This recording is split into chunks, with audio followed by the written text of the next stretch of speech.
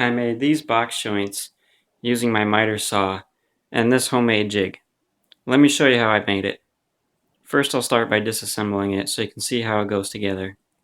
If you search around on YouTube, you'll find many other designs for box joint jigs. Most of them are done either on a table saw or with a router. I haven't seen anyone cut box joints on a miter saw before, so I thought I'd give it a shot since I don't have a table saw in my little shop, but I wanted to make box joints. I incorporated some of the best features from other designs I saw, including the use of the threaded rod and gears to drive the jig. The platform of the jig is just made from 3/4 inch plywood, and it's sized to fit around my miter saw and the dust collection head. And on top there are 2 rails that the platform slides left and right on. The platform is the most important part of the jig. On the bottom there are 4 plywood triangles and 2 aluminum U-channels that ride on the 2 wooden rails on the platform. There's also a threaded rod and 2 T-nuts capturing it to the base, and the threaded rod is used to advance the platform left and right, and it's captured on either end by these 2 end plates that have plastic bushings in them to capture the threaded rod.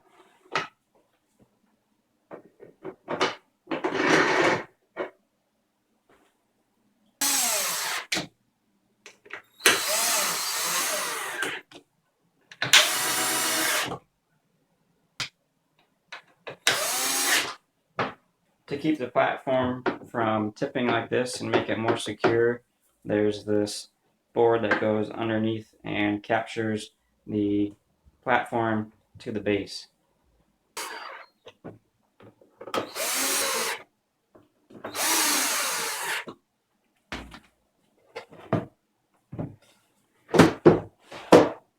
Now inside this platform there are 2 nuts buried in here, and that's so that I can use this knob and piece of scrap wood to act as a clamp to hold down workpieces. Just gives me another place to clamp to. This piece of wood here acts as a fence and is parallel to the blade to help keep pieces nice and straight. Now this platform is at this weird angle for a reason, and I'll show you why in just a little bit. This platform is moved left and right by turning the threaded rod. And to turn that threaded rod a little bit faster, I'm using this 4:1 gear ratio. Since there's 16 threads per inch on this threaded rod, by turning this big gear 1 revolution, I'm turning the threaded rod 4 revolutions. And that means I can get consistent 1/4 inch box joints really easily with this setup.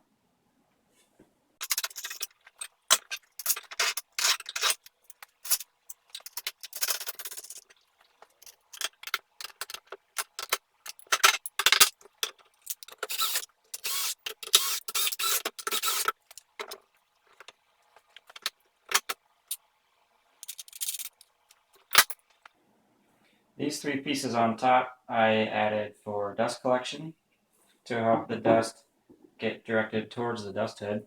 And there's also an adjustment mechanism built into this one. And I'll show you how I use that to adjust the depth of cut a little bit later in the video.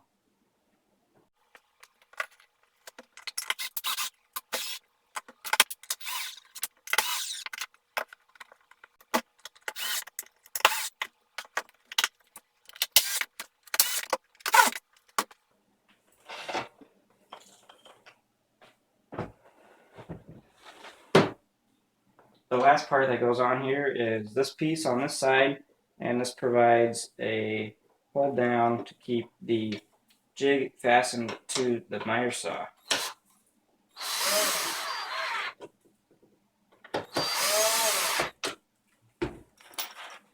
There is a nut embedded in the platform here, and that accepts one of these knobs. And on the other side there's the same exact thing.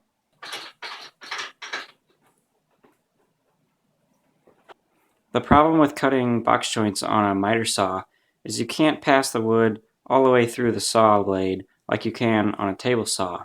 By passing the wood all the way through the blade, you get a nice straight cut at the end of the box joint.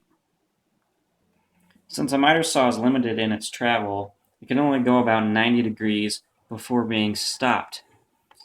This leaves a curve in the piece that you are cutting because you can't pass the blade all the way through. By raising the workpiece up to an angle so that it's in line with the center of the blade, we can minimize that curve that gets put into the workpiece from the diameter of the blade. And this is the reason that the platform on the jig is sitting at that angle. Cutting box joints on thick stock like this 2x4 will of course still result in a curved cut, but it can be centered in the piece and be pretty much unnoticeable once it's glued up. This adjustment mechanism is what helps me get the curve of the cut centered in the workpiece to minimize its effects once gluing up. First start by raising this adjustment mechanism up way higher than it needs to be. And then if you look at this workpiece, I've got two lines. This line right here is how far deep I want to make the cuts for this box joint on this 2x4. This first line is just for setting up the jig. I don't want to cut all the way down to this line first because I want to have some area for adjustment. So I'll just cut a little bit into it and I'll cut a little bit more until I have it set up. Then I'll do the full cut. To set up the first cut, I'm going to bring down the saw blade to that first line until the two teeth, the top tooth and the bottom tooth, just touch that line. And I'll nudge down the adjustment bracket if it's too high until I get those teeth spaced just perfectly, or as close as I can get on that line.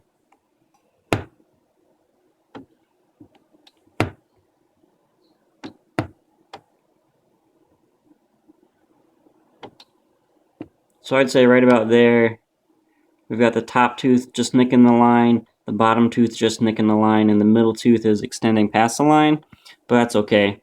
So I'll stop it right there, and I will tighten down the adjustment mechanism at that location, and we'll make our first cut.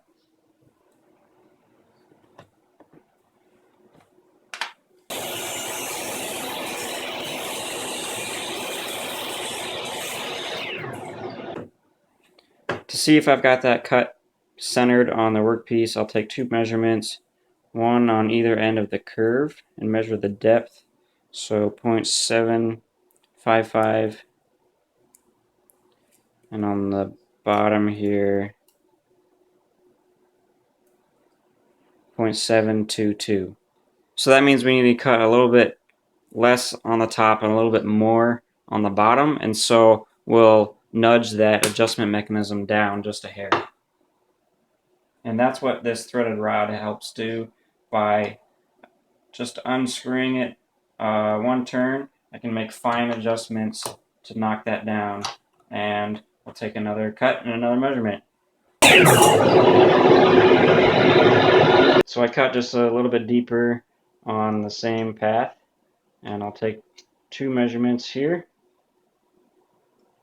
0.913, 0.895. So by moving that adjustment mechanism down one turn last time, I cut about half of the difference between these two measurements. So I think if we do one more turn on that, that'll even up this curve just right. So I'll knock that down one more turn, and then we'll cut all the box joints on this piece. Since I'm ready to cut the full depth here, I'll back up the jig or the platform and set the blade to cut the full depth.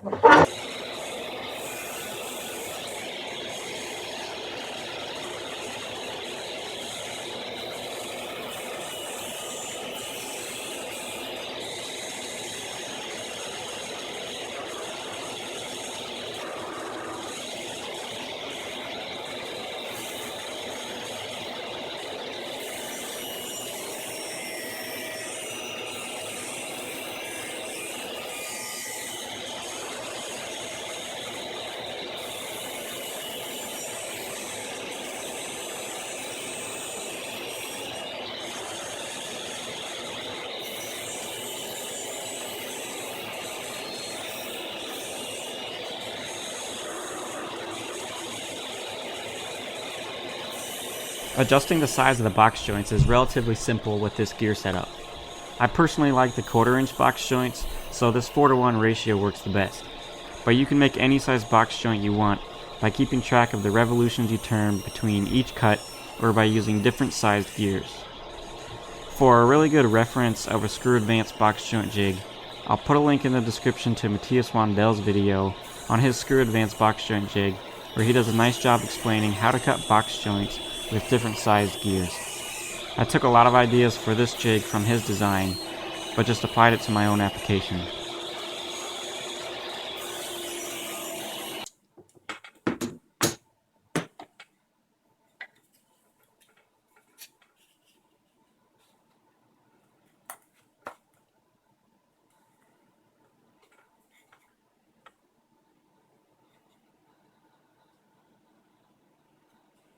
You can see how the curve shows up on the joint here, but it's really not a big deal because since we got the depth of that curve to be centered in the workpiece, this point here and this point here are the same distance down, and so we still get a pretty square corner right out of the jig.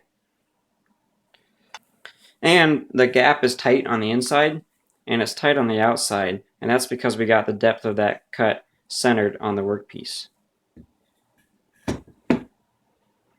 Cutting really thin box joints like on this 1/4 inch piece of oak, you don't even really need to worry about the curve of the cut because it's so thin that the curve will hardly even show up. For those, I just lower the adjustment mechanism all the way down and make the box joints, and they fit just fine. I'll even cut this 3/8 material stacked 2 at a time on this box joint jig without worrying about the curve of the cut. This is about as thick as you can go before you start running into issues with the curves. You can still see a little bit of offset curve on this piece. It's not quite centered, but it's not that big a deal on this thin of a piece. When you put the box joint together, you have to manually make it square, but you can get the joints tight on the outside of both pieces, and you're left with a little bit of a gap on the inside. To cut 2 pieces at a time, I'll set up the saw and then I'll clamp one piece in, use a 1/4 inch drill bit as a spacer, and then put the second piece right on top. Then I'll just clamp it all down with clamps from the side and using the clamp from the top. And that way I can do 2 pieces at once, and I'll get the fingers staggered just right so that I can make a corner out of one pass. There are a lot of disadvantages to this jig compared to a table saw jig. This one's a bit cumbersome to set up and pretty slow because it has a small capacity. It can also be a bit awkward working on that sloped platform and getting parts clamped to it. But the point of making this jig and the video is to show you that what you have in front of you is probably all you need. Working with what you have already can be challenging, but it forces you to learn new skills and solve problems in a creative way. I hope you all enjoyed the video and get out there and make something. I'll even cut this 3/4, that's not 3/4 inches, it's 3/8.